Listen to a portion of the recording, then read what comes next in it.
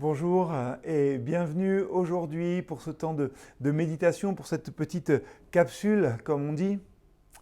Je me suis replongé pour méditer dans le livre des Actes et dans les premiers temps de l'Église avec ces chrétiens. Et je me suis dit, après la mort, l'ascension de Jésus, pas facile la vie des premiers disciples. La vie des premiers chrétiens après la mort, la résurrection et l'ascension de Jésus n'était pas si évidente que ça. Peut-être que la peur, l'incertitude animaient ceux et celles qui se réunissaient pour prier, nous dit Acte 1. Quel serait leur futur? Quel est le futur de ceux qui ont reconnu en Jésus leur Seigneur et Sauveur encore plus que leur Maître? Des questions très pratiques. Mais qui allait pouvoir remplacer Judas au sein des 12? Comment continuer l'œuvre que Jésus avait commencée sur terre en Palestine?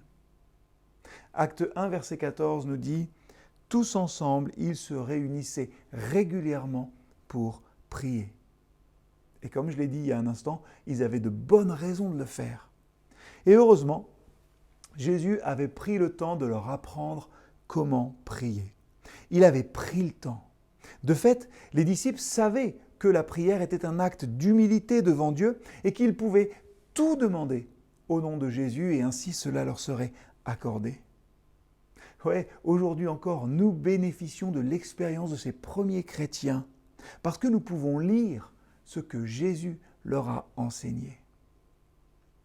L'épître de Jacques, chapitre 5, verset 16, nous dit « Reconnaissez donc vos péchés les uns envers les autres et priez les uns pour les autres afin d'être guéris.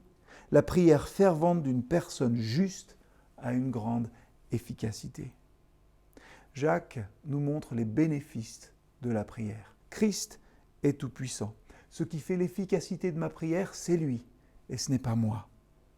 Prier, c'est simplement parler au Seigneur. C'est montrer notre foi. C'est magnifier Dieu en lui faisant confiance et en reconnaissant par un acte concret, par un acte visible, qu'il est vivant et qu'il compte pour moi aujourd'hui, qu'il est pour moi aussi un Seigneur, un Sauveur et un Dieu vivant qui écoute. Dieu ne veut pas simplement communiquer avec nous. Il nous utilise les uns les autres pour accomplir des ministères les uns envers les autres. Il veut que nous formions aussi des groupes, que nous nous réunissions pour prier. Tous ensemble, ils se réunissaient régulièrement pour prier. Il veut peut-être que nous fassions un miracle dans la vie de notre ami. Parce que nous avons été conçus pour avoir besoin les uns des autres. Ce n'est pas une surprise que Dieu veut que nous prions en groupe. Nous avons été conçus pour avoir besoin les uns des autres. Magnifier Dieu ensemble, c'est peut-être le plus difficile. C'est vouloir que mes limitations, mes peurs, mes incertitudes, mes faiblesses aussi, soient des portes ouvertes pour de vraies relations, de vrais partenariats avec ceux qui m'entourent, avec mes frères et sœurs, plutôt qu'être finalement des raisons d'avoir honte et de m'isoler. Tous ensemble, ils se réunissaient régulièrement pour prier. Pour qui pourrais-je prier aujourd'hui? Peut-être aller encore un peu plus loin. Avec qui pourrais-je prier aujourd'hui? Bonne journée et bonne prière aussi pour toute cette journée. Que vous le fassiez pour les autres, que vous le fassiez en commun, là où nous sommes assemblés.